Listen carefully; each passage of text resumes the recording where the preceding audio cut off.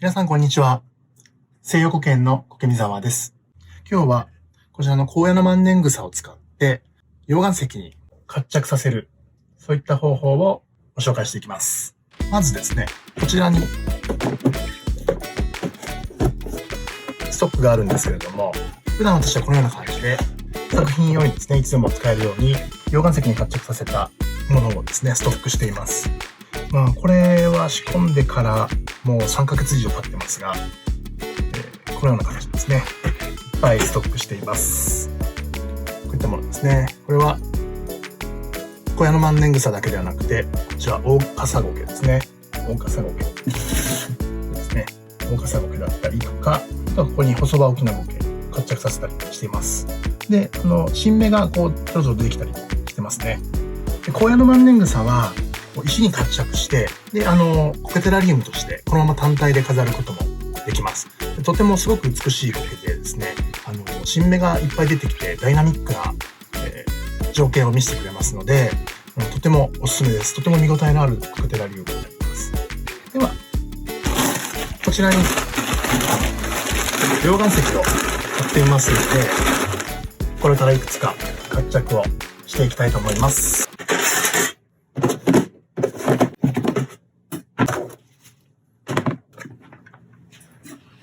では、いろいろと整理してみました。こちらが溶岩石ですね。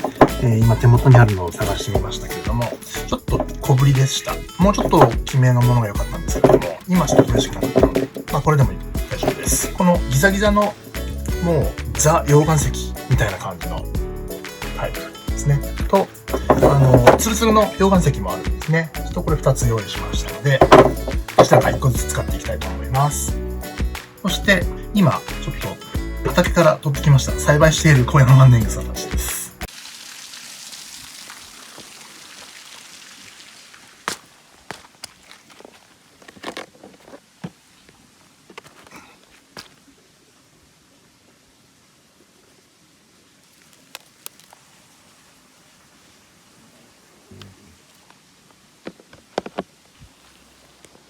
これを今日使っていきます。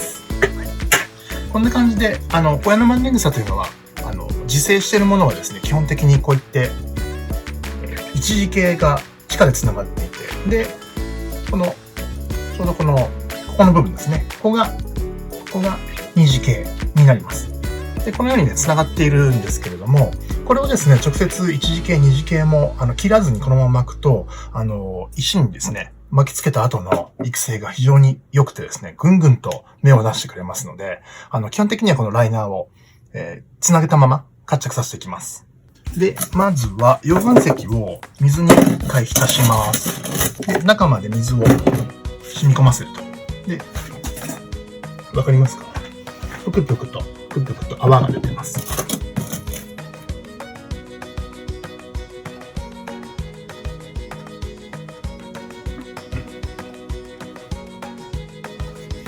はい。置いときましょう。これね。石に活着させるときには、このモビロンバンド。これが非常に活躍してくれます。特に一次系、二次系のあるような苔はですね、モビロンバンドで繋いでいくと、とても良いですね。で、高野の万年草はですね、こちら見ていただくとわかるんですけれども、こちら、これもう巻きつけて3ヶ月以上経過してますが、意外にですね、この石に活着するための花根があんまり伸びにくい状況があるんですね。作品に使う場合はですね、このモビロンバンドをもうつけたまま、そのままもう作品にしてしまう場合が多いです。非常に勢いよく芽が出てきますので、モビロンバンドがですね、目立たない場合の方が多いです。あとはですね、苔テラリウムした時に土にある程度半分以上ですね、埋め込んであげることによって土に触れると花根が出やすかったりとかするんですけれども、そういった効果も狙って、初めはモビロンバンドをつけたまま、苔テラリウムの作品にしたとしても、そのまま育成するというパターンが多いですね。これは、小屋の万年草以外にちょっと違う苔も生えてきたりしますが、これも、愛嬌ということで、僕はそのままやることが多いです。それでは、ある程度、染み込んできましたので、どれにしようかな。形がいいものですね。ちょっと背の高い。れでいきます。こちらで。いきます。ちょっと石が小ぶりなので、これに合うようなですね。やっていきたいと思います。ちょっと長すぎるので、こっちでしょうかな。これにしようかな。もうちょっと、新芽が出てるんで、ちょっと株の数としては、1、2株。これもちょっともうだいぶやられてますけれども、これで巻いていきます。そうすると、新しい株が出てきているので、またこれが成長していくと面白いかなと思います。ではちょっと巻きつけていきましょう。巻きつけるのは、もう本当にこのように、花根ごとぐるっと巻きます。虹系が立ち上がっているところを岩肌にくっつけておくといいですよね。で、一回ちょっと止めましょうか、これで。ぐるっと。モビロンバンド止めましょう。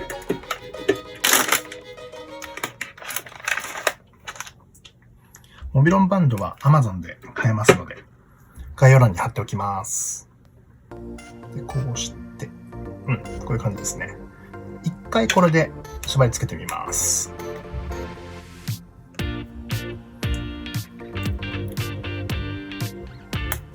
こうですね。はい。一回これで固定しました。で、新芽もちゃんと上に向いてますので、このまま伸びてくれると面白いかなと思います。続いてこっちの、これをこうしましょうかね。こういう感じにやっていきましょう。またモビロンバンドを出して、横向きにこの株がくっつくようにしていきましょう。よっと。はい、こういう感じです。こういう感じです。いいですね。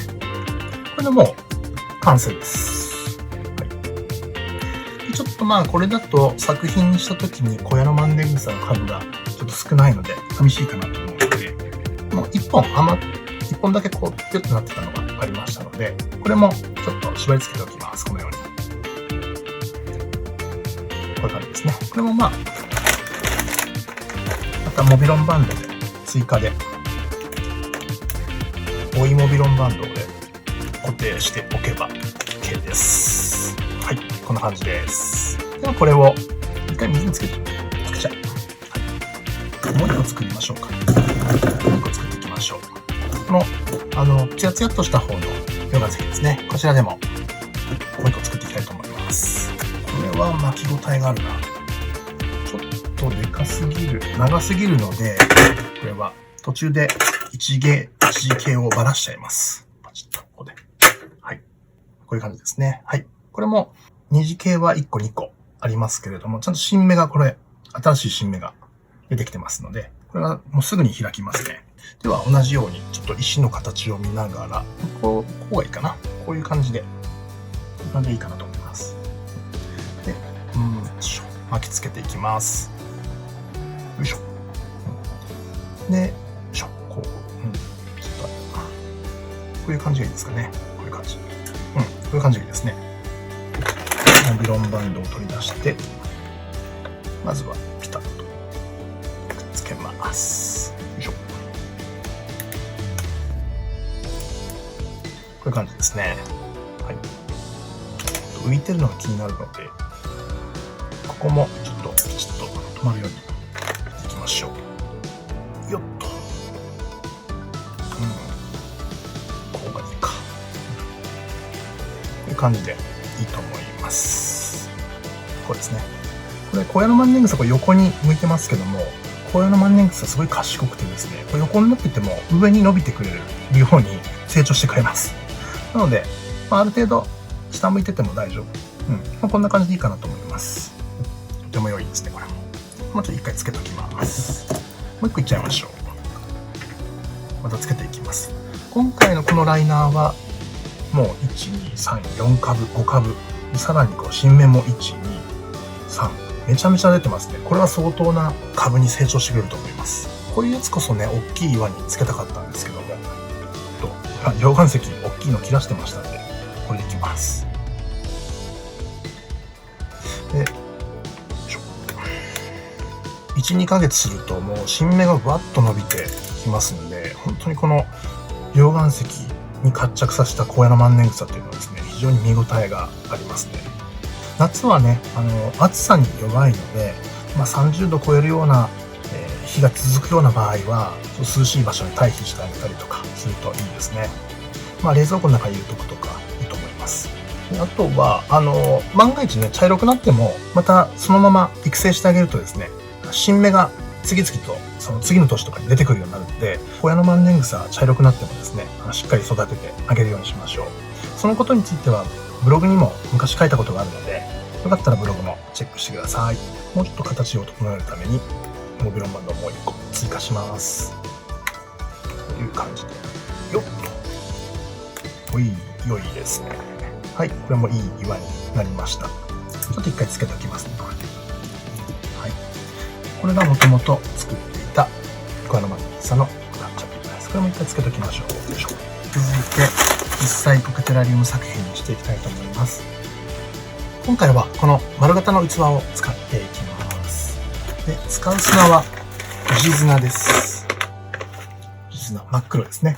まず入れていきます。こういう感じですかね。石を埋め込む穴をまずちょっと作っておきます。濡らす前にですね、もう置いちゃいましょう。よいしょ。こちらですね。ちょっと大きめのやつを使っていきます。置いちゃいますね。よいしょ。こういう感じになります。もうちょっとかな。こういう感じですね。はい。砂をかぶせてあげます。ちょっと石の感じが埋まりすぎちゃった。石の感じが埋まりすぎちゃったので出てこなくなりました。もうちょい浮かしちゃおう。石の加減とかはお好みで調整をしてください。続いて水をかけていきます。岩についた砂なんかも落としながら水をかけていきます。水をあげるときのポイントなんですけれども、下までしっかり水が来るように、全体的にこの砂が濡れるまで水をあげてください。よいしょ。どれぐらいかというと、全体的に下の砂を見て、しっとり全体的に濡れるように水をあげていきます。作った直後はですね、なじませる意味も込めて、ちょっと多めにお水をあげておくといいですね。ひたひたにこう水が溢れるまでやるとちょっと上げすぎなので、加減をしながら上げていきましょう。これぐらいがいいですね。ちょっとしっとりと水が浮いてきました。これぐらいがちょうどいいかと思います。あとは、下の方に石が浮いてるところがあったりしたら、整えてあげます。花根がね、こう、伸びて石に活着してくれるんですけれども、石がぐらぐら動いちゃったりすると、その花根がちぎれちゃったりしてですね、活着が悪くなりますので、安定させるという意味で固定していきます。はい。こんな感じで完成でございます。ちょっと最初水がね、溜まりすぎてるんですけども、最初はこれぐらいがいいかなと思います。これで完成です。あとはこれで、こう、上にどんどん時間の経過とともに、どんどん株が伸びていってくれるのと、新芽がどんどん次から出てくれるので、とても見応えのある作品になります。じゃあ、あと続いて、2回の作品を作っていきます。砂はですね、藤砂じゃなくても、私が今、普段使っているベースのソイルがあるんですけれども、そのベースのソイルでもいいですし、川砂とかですね、そういうものでもいいかと思います。何でもいいです。お好みですね。ただ、藤砂はこの真っ黒な感じがですね、世界観が非常に、締まってですね、苔の作品にはよく使われますよね、藤砂。なので、これはとても、小山万年草にもバッチリ合いますね。こちらをじゃあ、植え付けていきます。ちょっと小ぶりなんですけれども、ちょっと埋めていきます。こういう感じでもいいですね。こういう感じで埋めていく感じでも大丈夫かと思います。で、こう、ピューッと。そうですね。こんな感じでいいですね。かなと思います。作業自体はですね、意外に材料がちゃんと揃っていれば、本当にもうすぐできちゃいますし、これでね、あとは2、3ヶ月育てていきながら、どんどん成長を楽しんでいくと、この活着も進んでですね、2年目になるとさらに株がわっと伸びて、で、とても見応えのあるコケテラリウムになるかなと思います。育てるポイントとしては、やっぱり高野の万年草はですね、暑さに弱いのと、水分がちょっと多めな湿気が多い方がよく育ちます。乾燥にとても弱いので、水をあげる頻度ですね、をしっかり増やしてあげるというのが大事です。で、あげる目安としては、葉っぱがですね、今こう開いてるんですけれども、乾燥してくると葉っぱが閉じてくるんですね。こうなんか、ピュンとこう、シュンとこう、葉っぱがこうなってるのがシュンとこうなるんですよ。なってくると乾燥のサインなので、そうなった場合はもう霧吹きで水を与えてあげる、直接っていう感じですね。あとは、小屋の万年草は、やっぱり乾燥に非常に弱いので、なるべく蓋付きの容器で育ててあげてください。で、蓋がない容器でも、水をたくさんあげればいいかなと思うんですけれども、やっぱり乾燥が非常にダメージにつながりますので、すぐ茶色くなります。なので、できるだけ小屋の万年草は、背が高くて、蓋ができるような容器が非常にいいですね。で、容器の形によってですね、これちょっと細長い容器になると、空気の、流れ的な問題もあるかと思うんですけども、上に伸びやすくなってきます。これ多分この風通しも結構大事なので、風通しを求めて上に伸びてくるんだと思います。で、小屋の万年草を実際自生している自生ポイントを生で見ると、やっぱり風通しのいい場所で湿気が多い場所ですね。そういったところに生えていることが多いので、自然のままの見事な美しい小屋の万年草の形にしたいということであれば、ある程度広めの容器がいいかなと思います。で、あとは活着、いろいろ私はですね、活着させるのが好きでですね、作品にもよく活着した苔作品を使いますが、これはちょっと細葉沖縄苔ですね。と、ここに大笠苔を活着今させてます。こういう感じですね。これは小屋の万年草と大笠苔ですね。こういうのもあります。大きめの活着石も結構いっぱいストックしているので、またいろいろ作品を作ってね、インスタとかツイッターとかでご紹介したいと思います。